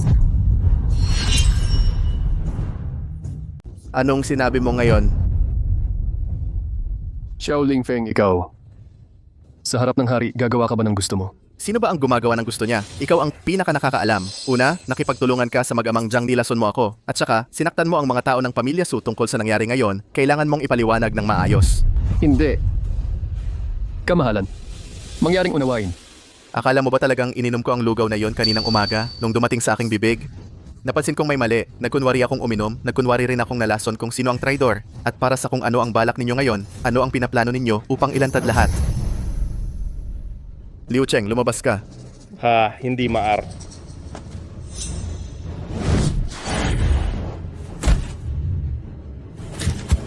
talagang ikaw ang naglason kay Kuya Feng. Buwisit. Liu Cheng, ikaw ang pangatlong disipulo. Dapat ay pinapahalagahan ka ng pamilya Su. Bakit mo ipinagkanulo ang pamilya Su? Kung gusto mong magtrabaho ako para sa kaharian ng Chu, kung sasabihin mong magtrabaho, ang bagay na ito kailangan kong makakuha ng tamang paliwanag. Siyempre. Liu Cheng, meron ka bang gustong sabihin bago? Kamahalan, kahit ang buhay ko lang, iligtas mo ako. Ito ay El Lahat, gobernador, at ang magamang Zhang, sila ang nagpasimuno sa akin na lumason. Ako. Wala akong magawa kaya ginawa ko. Ikaw. Kamahalan, tungkol sa bagay na ito, wala akong alam. Lahat ang magamang Jiang ang nanlinlang sa akin.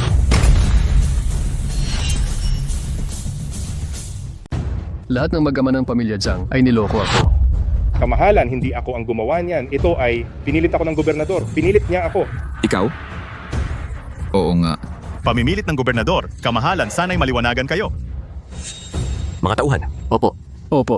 Lahat ng sangkot dito ngayon ay ikulong sa bilangguan, sa taglagas, sabay-sabay silang papatayin. Kamahalan, kamahalan, maawa kayo. Kamahalan, huwag ninyo akong patayin. Kamahalan, maawa kayo. Nagkamali ako. Kamahalan, kamahalan. Kamahalan, kamahalan. Kamahalan, maawa kayo. Kamahalan, maawa kayo. Kamahalan, kamahalan. Kamahalan, maawa kayo. Hari ng Chu, maawa kayo.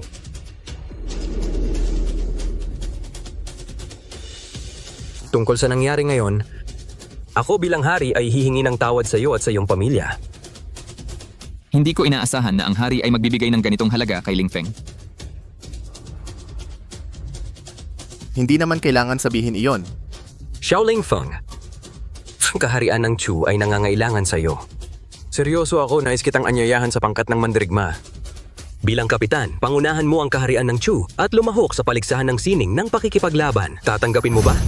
Ang gusto ko lang sa buhay ay mamuhay ng mapayapa at masaya. Bakit kailangan kong sumali sa pangkat ng mandirigma ng Chu? Malapit na ang paligsahan tuwing 3 taon. Ang Chu ay natalo ng maraming beses, laging nasa huling pwesto. Ang iyong mga yaman, ang mga minahan, ang mga bukirin ng gamot, ay inagaw ng ibang mga kaharian. Ang mga bata ng Chu ay hindi pinagpala sa talento sa pakikipaglaban. Ang mga mamamayan ay mahirap, at ang kaharian ay patuloy na humihina. Xiaoling Feng, kung sasali ka sa pangkat ng mandirigma, maaari mong baguhin ang takbo na ito. Ako at ang mga mamamayan ng Chu ay magpapasalamat sa iyo. Dumating ang hari ng Zhao, dumating ang hari ng Jin.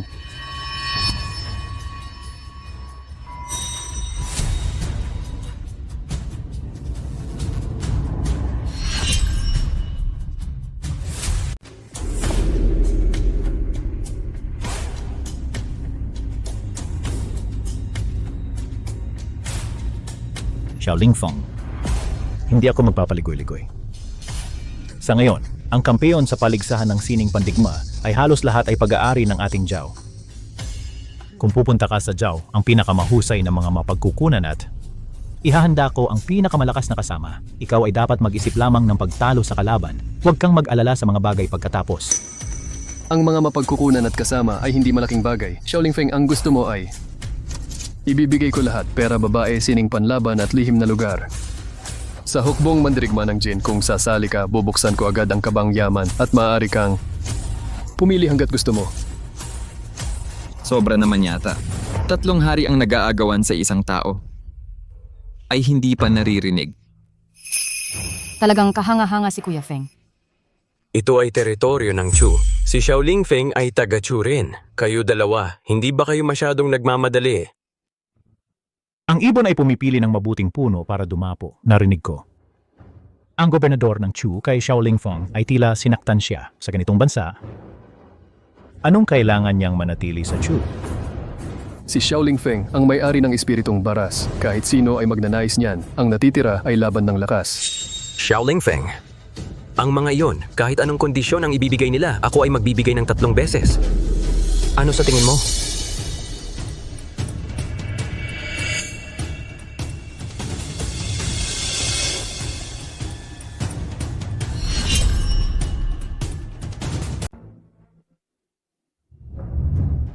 Kahit anong desisyon, Kuya Kaze, susunod ako. Ako rin, Kuya Kaze.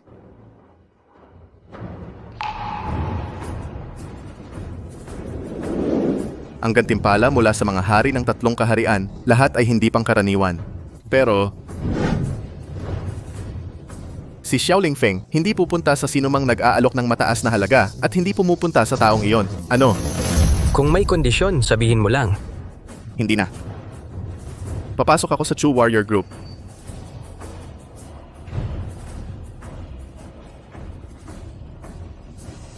Hindi mo ba gustong pag-isipan muli? Hindi na kailangang mag-isip. Ako ay taga Chu. Dapat akong pumasok sa Chu Warrior Group. Kung ganyan ang desisyon mo, igalang ko. Kung gayon, ang natitira ay ang laban sa paligsahan ng martial arts.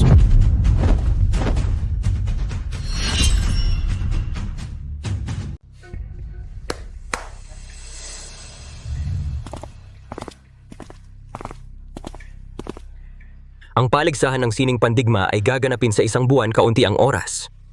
Dinala ko na ang mga mandirigmang kandidato. Sa loob ng 1 buwang ito, kayo ay mananatili sa Soryu Martial Arts Gym. Sasanayin kayo ni Xiao Lingfeng. Lalabas kayo sa paligsahan sa pinakamagandang kondisyon. Siya si Lin Miao. Si Zhou Zian naman. Simula na ngayon, si Xiao Lingfeng ang magiging pinuno ninyo. Lahat ng galaw ay susunod sa kanyang utos. Oo, Kapitan. Oo.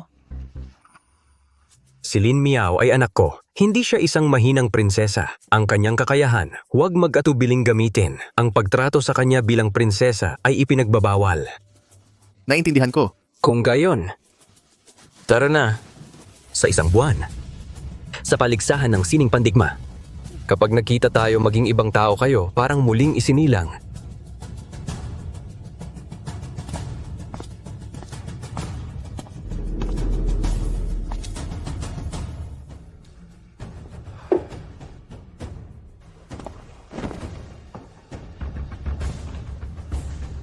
Sinabi iyon ng aking ama, ngunit hindi ibig sabihin nun na susunod ako sa iyo. Hindi ko balak sumunod sa lahat ng sasabihin mo. Ang kakayahan ni Kapitan Xiao kumbinsihin mo kami ng totoo, subukan mo. Ang kakayahan ni Kapitan Xiao kumbinsihin mo kami ng totoo. No, paano? Makukumbinsin mo ba kaming dalawa? Narinig ko mula sa emperador yung baston na hawak mo ay ang espiritong baston na pwedeng humaba at umikli, di ba? Oo. Iniidolo lang nila yan, di ba? Basurang baston lang yan. Anong magaling dyan? Tapos na ba kayo? Kung tapos na umuwi na kayo at magpahinga, bukas magsisimula ang espesyal na pagsasanay. Sasanayin mo kami? Ikaw? Nagbibiro ka? Wala akong oras para makipaglaro sa inyo. Kung hindi kayo kumbinsido, bukas ng umaga, pumunta kayo sa training ground. Kahit dalawa kayo, pwede ninyong gamitin lahat ng paraan. Kung matalo ninyo ako, ibibigay ko sa inyo ang posisyon ng kapitan. Ang magyabang ay kaya ng kahit sino. Sige, salita mo yan. Huwag kang magdahilan kung matalo ka. Huwag kang mag-alala kung matalo ako. Aminin ko. Tara na.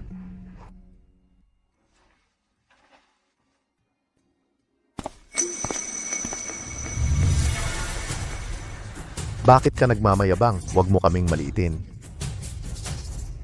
Probinsyanong manugang ka lang. Saan ka nakakuha ng ganyang kumpiyansa? Ni hindi namin narinig kung sino ang guro mo. Nagkaroon ka lang ng swerte, nakakuha ka lang ng espiritong baston. Gaano man kagaling, gaano ba ang galing mo ba? Bukas ng umaga. Kung gaano siya kareal, makikita ko sa sarili kong mga mata.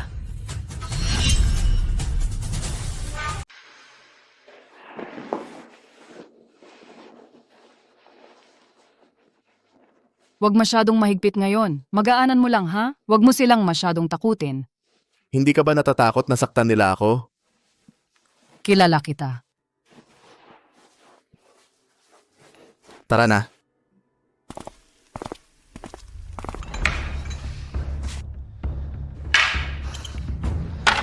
Nakatapos na ako ng isang kaldero ng tsa. Wala pa ba ang mga tao?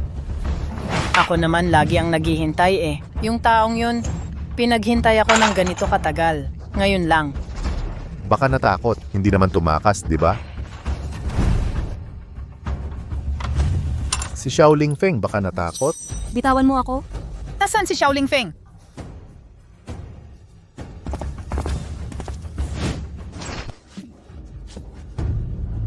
Sino yan?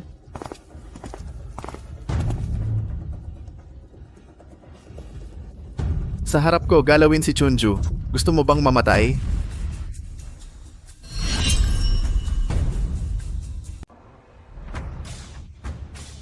Kapitan Xiao, ang yabang mo naman. Pinaantay mo pa ako. May asawa't anak ako. Hindi tulad ninyong dalawa. Hindi ako tulad ninyong dalawang simula umagay walang ginagawa kundi magpahangin. Kalokohan. Hindi mo malalaman kung hindi mo susubukan? Ikaw, karapat-dapat ka bang maging kapitan?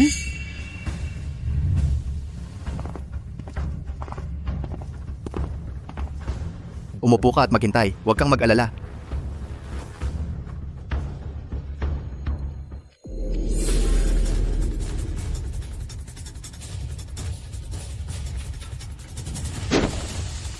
Tara na.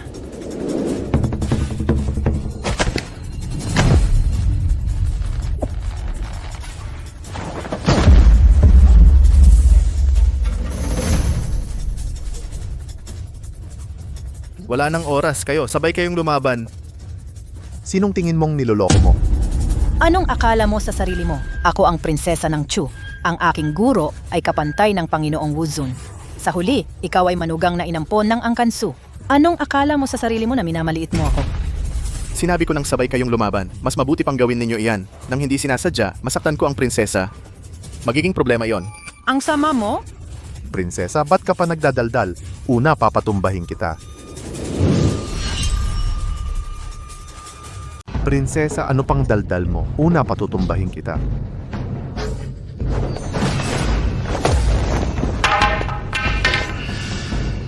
Imposible. Wala akong lakas sa braso. Subukan mo ang akin.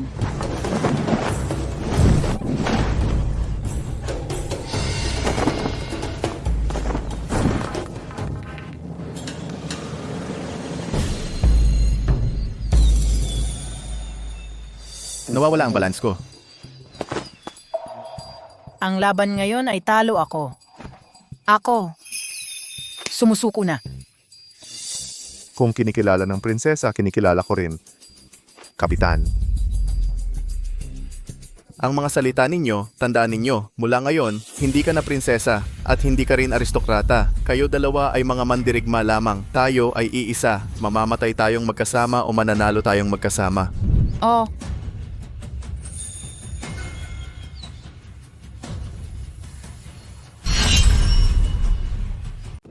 Kahit na gumawa ng lahat ng paraan upang makipagkita sa akin. Ano ba talaga ang layunin mo? Kamahalan. Kami ay mauuna para sa kamahalan. Pareho kayong sinira ni Xiao Lingfeng, di ba? Anong magagawa ko kung gagamitin ko kayo? Ito ay, inutusan ko ang isang tao na nakuha sa itim na pamilihan. Isang mahiwagang gamot na pampabuhay. Ang gamot na ito ay kayang muling itayo ang mga meridian. At pilit na palawakin ang kapangyarihan sa maikling panahon. Isang antas o dalawang antas. Dapat na mapataas ang lakas.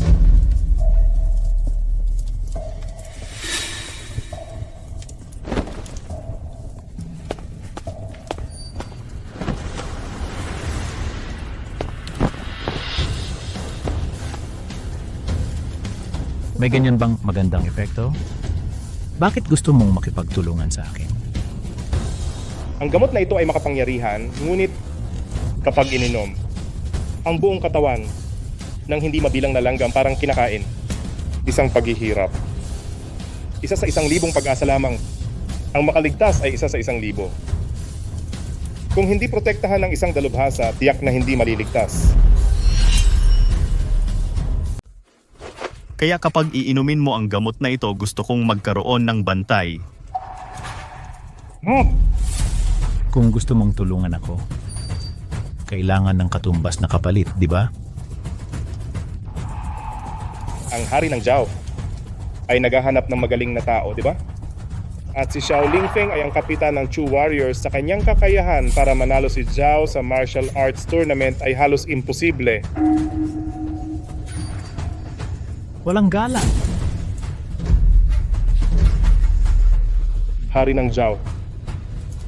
Kaya nga, kailangan ninyo kami. Kaming mag-ama, kung iinumin ang gamot na ito, tiyak na sa martial arts tournament magdadala ng tagumpay. Si Xiao Lingfeng ay isang tinik sa lalamunan ni Hari ng Zhao. At kaaway din naming mag-ama.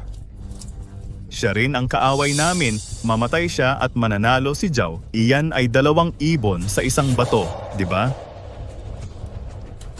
Kung gusto mong makipagtulungan sa akin, uminom muna ng gamot at subukan kung makakaligtas ka. Hari ng Zhao, huwag kang mag-alala.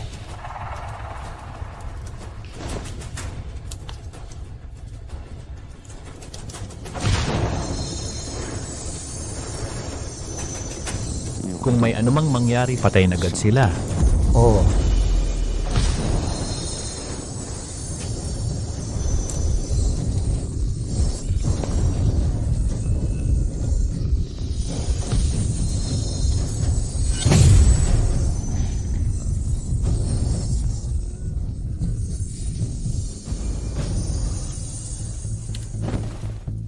Nagawa ko. Nagawa ko.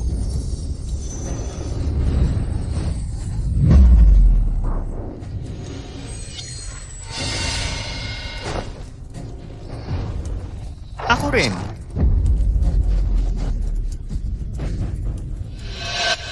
Sige. Kaya makakasama mo ako. Xiao Lingfeng, Humanda ka! ito sa bagong lakas. Ang taong iyon durugin ko gamit ang sarili kong mga kamay. Bilang handog iaalay ko. Sige. Ang puot na ito ilabas mo sa paligsahan. Naghihintay ako ng magandang balita. Opo. Ang paligsahang ito ng sining pandigma ay magpapadala ng tig-3 manlalaban mula sa bawat kaharian. Kanina, tinalo ng Zhao ang Jin. Mula ngayon, ang Chu at Zhao ay maglalaban para sa kampyonato. Mga mandirigma ng Zhao harap.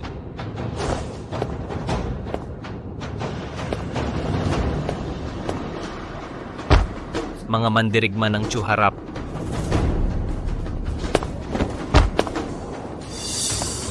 Xiao Lingfeng, tinalo natin ang Jin. Ngayong araw na ito, dito, tiyak na kukunin ko ang ulo mo. Ha? Huwag kang magyabang. Agad, lalaban tayo gamit ang tunay na kakayahan.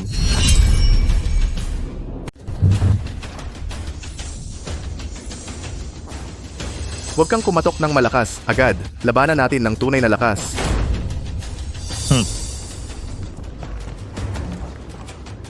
Kahit lumuhod ka at humingi ng tawad, hindi kita kaaawaan. Ang final ng martial arts tournament ngayon ay Chu laban sa Zhao. Halika, deadline na ng taya.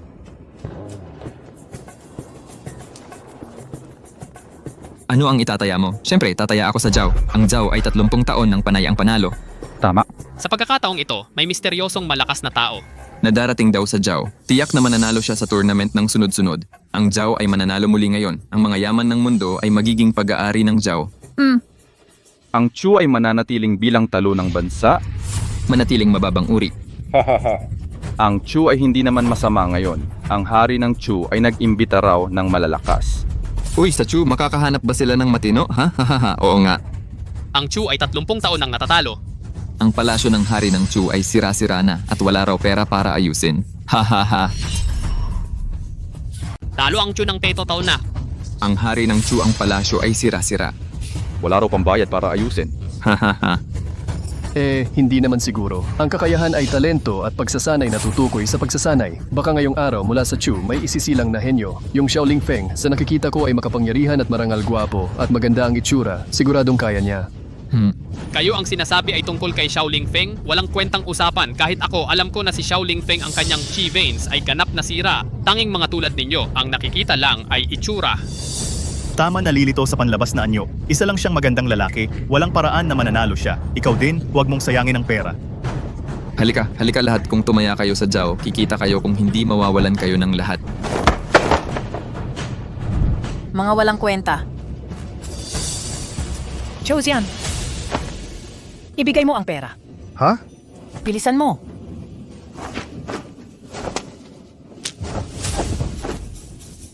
Su, Ano ang nangyari? tataya ako sa Chu ng lahat ng pera ko. Huwag mag-iwan ng kahit piso. Itataya ko lahat sa Chu. Walang matitira kahit 1 sentimo. Kuya Feng, Kung maniniwala ang lahat sa akin, sa aking sarili, wala namang dahilan para hindi maniwala. Wang King, tayan mo rin ang para sa akin, hindi kita pababayaan na malugi.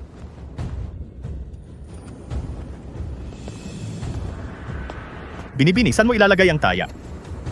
lahat. Tataya ako kung saan mananalo si Shaolin Feng. Baliw ba ang babaeng ito? Baka naman sa gwapong iyon, nabulag siya. Binibini, seryoso ka? Kung mawawala sa iyo ang lahat ng pera mamaya, siguradong hindi ka magdadahilan. Oo nga talaga, may tumataya sa Chu at kay Shaolin Feng? Ha? Ano ngayon? Tataya ako kung saan mananalo si Shaolin Feng. Maraming pera ang pamilya Su. Ito ang selyo ng Sulyu Martial Arts Hall. Ang lahat ng kayamanan ng pamilya Su ay aking itataya. Ako ay tumataya na si Shaolin Feng ay magdadala sa Chu sa tagumpay.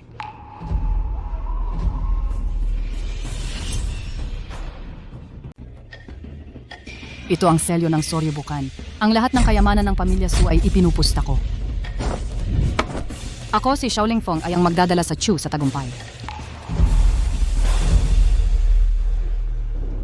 Mamang may-ari, naalala mo ba ng maayos? Oo, kay Shaolin Feng ng Chu ay pumusta ng malaking pera. Pumusta rin ako sa tagumpay ng Chu. Ako rin na si Shaolin Feng ang estado ng Chu ay babalik na rin, naniniwala ako.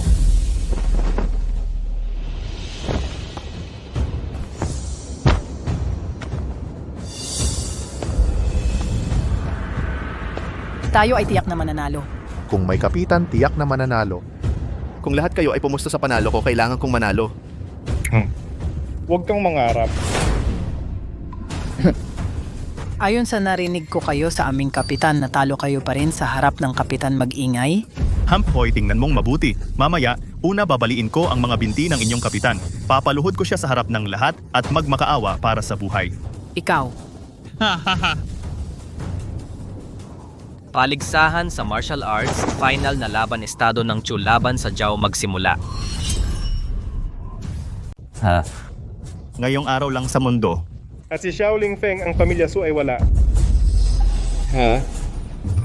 Ang pusong ito, ang lakas naman. Medyo kakaiba sila. Ha? Kapag nagsimula na ang laban, wala nang pakialam sa buhay o kamatayan, lahat. Balak ba ninyong umatras? Para manalo dumating kami. Ang mananalo ngayon tiyak na ang Chu Kingdom. Kung natakot ang Zhao Kingdom, umuwi na kayo. Mamaya papayagan kayong mamatay ng madali. Naalala mo ba ang itinuro ko? Oo. Sige.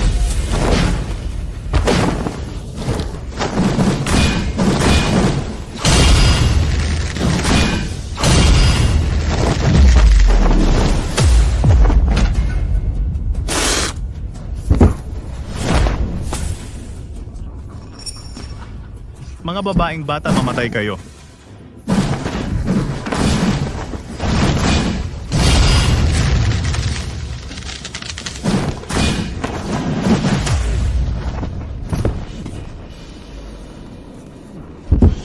Bakun.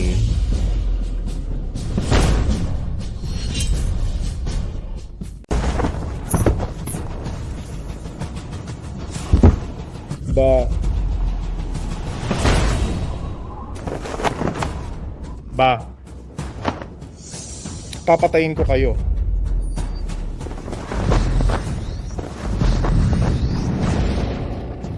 Mga mahihina, wala kayong alam sa inyong lugar.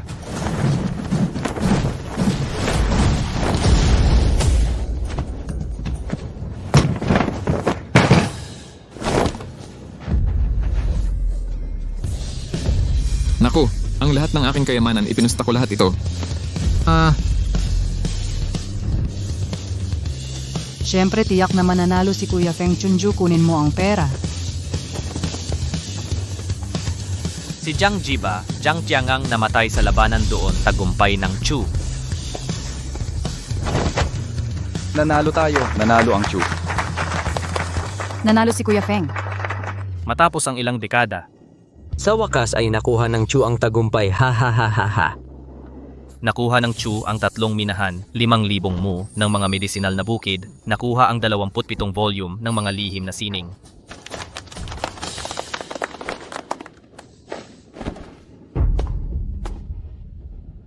Dati, para saan ako nabubuhay, hindi ko alam. Ngayon, alam ko na. Para sa inyo. At para sa mga tao ng Chu,